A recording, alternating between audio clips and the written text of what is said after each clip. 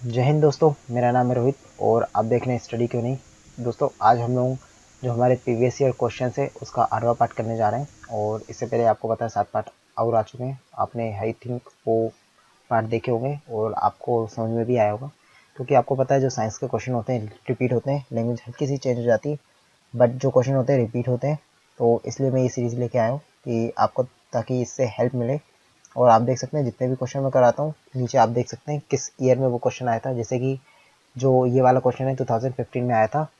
सो शुरू करते हैं दोस्तों, विलंब ना करते हुए। उससे पहले मेरे चैनल को अभी तक आपने सब्सक्राइब नहीं किया तो पहले सब्सक्राइब कीजिए, लाइक कीजिए और इस वीडियो को शेयर कर दीजिए, जिससे इसका लाभ आपके मित्रों, आपके जो फैमिली मेम्बर्स हैं सबको मिल सके। तो शुरू करते हैं दोस्तों। पहला क्वेश्चन पूछा गया है कि जो मॉन्ट्रियल प्रोटोकॉल है किससे संबंधित है। तो दोस्तों जो मॉन्ट्रियल प्रोटोकॉल है वो ओजोन परत के क्षय को रोकने से संबंधित है। 1987 में बनाया गया था। तो आपको ये भी याद रखना है कि कब ये शुरू किया गया था, 1987 में। वातावरण में क्लोरोफ्लोरोकार्बन उत्सर्जन पर प्रतिबंध लगाने संबंधी प्रोटोकॉल कहाँ बना। तो दोस्तों जो मॉन्ट्रियल में बना था, इसलिए इसे मॉन्ट्रियल प्रोटोकॉल कहा जाता है। आपको क्लोरोफ्लोरोकार्बन जो होता है CFC बोलते हैं जिसे, आपको पता होना चाहिए कि क्यों इसी गैस को रोक लगाया गया। क्योंकि दोस्तों कई गैसें ऐसे होती हैं जो ओजोन परत को बेकार करती हैं या फिर उसका क्षरण करती हैं, परंतु जो CFC गैस होता है इसका जो एक मॉलिक्यूल होता है ओजोन परत के लगभग जो 1 लाख मॉलिक्यूल होता है उसको इफेक्ट करती है। इसलिए जो CFC है उस पर प्रतिबंध लगाया गया था। परंतु अभी कुछ महीने पहले मैंने जब करंट अफेयर पढ़ रहा था मैं, तो मैंने देखा जो चाइना है वहाँ पे कुछ ऐसा लगा है कि पता कि जो CFC का यूज़ चाइना कर रहा है अभी भी। तो आप देख सकते हैं आपको लगभग सारी जानकारी मिल गई क्योटो प्रोटोकॉल, क्लोरोफ्लोरोकार्बन के बारे में। और देख सकते हैं SSC 2016 में पूछा गया था। मॉन्ट्रियल सम्मेलन 1987 में कौन सा बड़ा फैसला लिया गया। दोस्तों इसमें कहा गया था जो भी विकसित देश हैं उस टाइम जब जब ये प्रोटोकॉल हुआ था, जितने भी विकसित देश हैं वो 2000 यानी जो सन 2000 है उसमें CFC का उत्पादन पूर्णतः प्रतिबंध लगा देंगे, यानी CFC पे पूर्णतः रोक लगा देंगे। तो इसका आंसर हो जाएगा ए। परंतु ऐसा कुछ हुआ नहीं, परंतु अब लगा दिया गया है। अगला क्वेश्चन है जो कार्टाजेना प्रोटोकॉल का संबंध है। तो दोस्तों जो कार्टाजेना प्रोटोकॉल है इसका संबंध जैव सुरक्षा समझौते से, तो याद रखना है आपको, IPS 2016 में पूछा गया था। अगला क्वेश्चन है उर्वरक के अत्यधिक प्रयोग से होता है। तो मृदा प्रदूषण, जल प्रदूषण, वायु प्रदूषण, तो आपको पता होना चाहिए सभी प्रकार के प्रदूषण होते हैं उर्वरक के अत्यधिक प्रयोग से। UPPSC 2016 का क्वेश्चन है। निम्नलिखित में से कौन सा जल प्रदूषण का कारण नहीं है। तो दोस्तों यहाँ पे लिखा है समुद्री डंपिंग। आपको इसका मतलब नहीं पता होगा तो समुद्र से तेल निकालना, घर का कचरा, तट पर मछली पकड़ना या तेल फैलना। तो आपको पता है जो तट पर मछली पकड़ना है इससे किसी भी प्रकार का प्रदूषण नहीं होता। पेयजल आपूर्ति में कोलीफॉर्म की उपस्थिति का लक्षण है। तो इसका सही आंसर हो जाएगा दोस्तों मानव अपशिष्ट से संदूषण। तो याद रखना है आपको, क्वेश्चन देख सकते हैं रेलवे में पूछा गया था 2016 में। निम्नलिखित में से कौन सी खरपतवार औद्योगिक वही स्त्राव से होने वाले जल प्रदूषण को नियंत्रित कर सकता है। तो इसका सही आंसर हो जाएगा दोस्तों पार्थेनियम। तो याद रखना है आपको। जल उपचार संयंत्र में क्लोरामाइन का प्रयोग से सुनिश्चित किया जाता है। तो दोस्तों जो क्लोरामाइन है इससे सुनिश्चित किया जाता है कि जो स्थायी कठोरता है वो दूर हो जाए। तो याद रखना है स्थायी कठोरता दूर करना। जल में प्रदूषकों के रूप में मौजूदा लोह एवं मैग्नीज को किसके द्वारा नहीं हटाया जा सकता। तो दोस्तों यहाँ पे लिखा है स्पंदक लगाकर किया गया ऑक्सीकरण, तो इसके द्वारा तो हटाया जा सकता है। अगला दिया गया है क्लोरीनीकरण। तो क्लोरीनीकरण के द्वारा नहीं हटाया जा सकता, क्योंकि क्लोरीनीकरण पानी को शुद्ध करने के लिए, यानी उसमें जो बैक्टीरिया वायरस हो उनको किल करने के लिए क्लोरीनीकरण किया जाता है, ना कि लोह और जो मैग्नीज होते हैं उनको हटाने के लिए। तो ये वाला ऑप्शन गलत, और हमारे हिसाब से जो क्वेश्चन पूछा गया था उसके हिसाब से सही है। बाकी जो चूना सोना प्रक्रिया एवं मैग्नीज जियोलाइट प्रक्रिया है उसके द्वारा हटाया जाता है। आयन विनिमय प्रक्रिया द्वारा भी हटाया जा सकता है। देख सकते थे SSC 2016 में वो क्वेश्चन पूछा गया था और ये क्वेश्चन भी SSC 2016 का है। दोस्तों यहाँ पे पूछा गया है कि निम्न विकल्प में से कौन सा जल प्रदूषण का उपचार है। तो ऑप्शन दिए गए, तो इसका आंसर हो जाएगा दोस्तों C, यानी प्रतिवर्ती परासरण। और प्रतिवर्ती परासरण में क्या होता है, आपको पता है जो परासरण होता है इसमें जो विलयन होता है वो कम सांद्रण से अधिक सांद्रण की हो जाता है। यानी जो यहाँ पे क्वांटिटी ना देखकर यहाँ पे जो विलयन की सांद्रता होती है उसमें परासरण होता है, और उनके बीच एक अर्ध पारगम झिल्ली होती है। तो प्रति परासरण क्या होता है, यानी प्रतिवर्ती परासरण क्या होता है, मैं आपको बता दूं दोस्तों। जैसे कि सपोज जो जितने भी समुद्र के किनारे रहने वाली कंट्री है, समुद्र से रिलेटिव है और जहाँ पे पानी के पीने की कमी, जैसे कि सऊदी अरब, तो दोस्तों इस प्रकार का एक बॉक्स होता है। यहाँ पे इस साइड समुद्र का पानी भर देते हैं, यानी सी वाटर भर देते हैं, और यहाँ साइड खाली रहता है। और यहाँ पे जो आप ये प्लेट देख रहे हैं, ये होती है अर्धपारगम झिल्ली, और यहाँ पे लगा रहता है प्रेशर बॉल, मतलब जो प्रेशर को मेंटेन करता है। तो यहाँ पे इतना ज़्यादा प्रेशर लगाया जाता है कि जो समुद्र का पानी है, जो अधिक सांद्रता से कम सांद्रता की ओर इसका गमन होता है, मतलब ये अधिक सांद्रता से कम सांद्रता की ओर जाने लगता है। तो जिसके कारण इसमें जितने भी मॉलिक्यूल्स होते हैं, क्योंकि जो अर्धपारगम झिल्ली होती है, जो पर्टिकुलर मॉलिक्यूल जैसे वाटर मॉलिक्यूल्स होती है, उनको ही आर पार जाने दे सकती है। तो यहाँ पे जितने भी अदर मॉलिक्यूल्स होते हैं वो यहीं पे रुक जाते हैं, और जो प्योर वाटर होता है वो इस साइड मिल जाता है। तो आपको प्रतिवर्ती परासरण समझ में आ गया होगा मेरे ख्याल से। शोर के किस स्तर के ऊपर का शोर कान में दर्द एवं क्षति का कारण होता है? तो यहाँ पे आंसर हो जाएगा 130 डेसिबल से ऊपर का जो शोर होता है वो हमारे लिए हानिकारक होता है, याद रखना है। और सुनने की जो इंसान की क्षमता होती है वो 20 हर्ट्ज से लेकर 20,000 हर्ट्ज होती है, आपको ये भी याद रखना है। निम्नलिखित में से कौन सा ध्वनि प्रदूषक का प्रभाव नहीं है? पशुओं की मौत, ओजोन क्षय, उच्च रक्तचाप, या जो कलनाद होता है। तो इसका आंसर हो जाएगा ओजोन परत। कभी भी शोर के कारण जो ओजोन परत है उसका क्षय नहीं होता। निम्नलिखित में से कौन सा ध्वनि प्रदूषण का एक प्रभाव नहीं है? आपको याद रखना है, यहाँ पे पूछा गया नहीं है। यहाँ पे लिखा है उच्च रक्तचाप, त्वचा रोग, श्रवण हास यानी सुनने की क्षमता का हास, या टिटनेस। तो इसका सही आंसर हो जाएगा दोस्तों त्वचा रोग। कभी भी शोर के कारण या ध्वनि प्रदूषण के कारण त्वचा रोग नहीं होता। देख सकते हैं एनटीपीसी 2016 में पूछा गया था। हठीले कार्बनिक प्रदूषणों का परिवहन ज्यादातर द्वारा होता है। तो इसमें ऑप्शन दिया गया जानवरों एवं पक्षियों के द्वारा, मनुष्यों द्वारा, हवा और पानी के द्वारा, और पौधों के द्वारा। तो आपको पता है हवा और पानी के द्वारा होता है जो प्रदूषण होता है उनका ज्यादातर है। कचरे में एक कार्बनिक अपशिष्ट होता है। तो यहाँ पे ऑप्शन दिया गया है प्लास्टिक बैग, धातु, सब्जी के छिलके, या गिलास। तो आपको पता है जो सब्जी और उनके छिलके होते हैं ये ऐसे अपशिष्ट हैं जिनका निम्नीकरण हो जाता है। तो आंसर हो जाएगा सब्जी के छिलके। देख सकते हैं एनटीपीसी 2016 में पूछा गया था। निम्नलिखित में से कौन सा बिजली उत्पादन का एक पर्यावरण के अनुकूल ढंग नहीं है?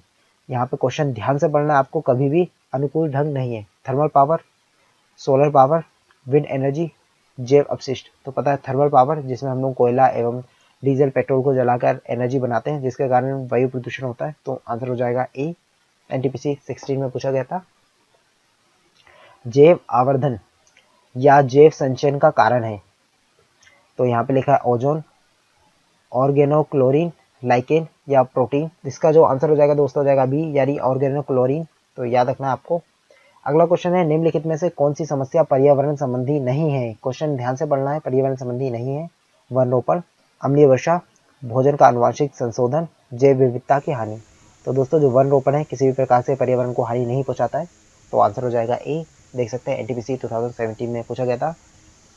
दोस्तों यहाँ पे पूछा गया है जो चार्नोबिल जो ट्रेजेडी हुई थी किसके प्रदूषण का परिणाम है?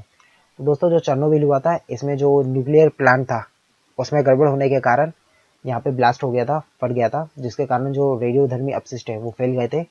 तो सबसे फेमस और सबसे ज़्यादा पूछने वाले अगर कोई त्रासदी होती है या फिर महापेदा होती है तो वो चेरनोबिल पूछा जाता है। तो ये चीज़ आपको डिटेल में पढ़ना चाहिए मेरे ख्याल से, बहुत आपको इसमें नॉलेज मिलेगा कि जो न्यूक्लियर प्लांट होते हैं उनमें क्या क्या खतरा होता है।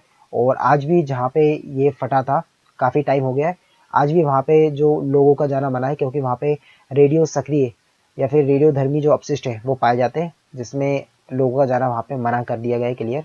देख सकते हैं एसएससी 2016 में पूछा गया था। सॉलिड वेस्ट निम्नलिखित में से और किस नाम से जाना जाता है? तो दोस्तों जो सॉलिड वेस्ट होता है इसको हम लोग स्लज कहते हैं, तो पता होना चाहिए आपको।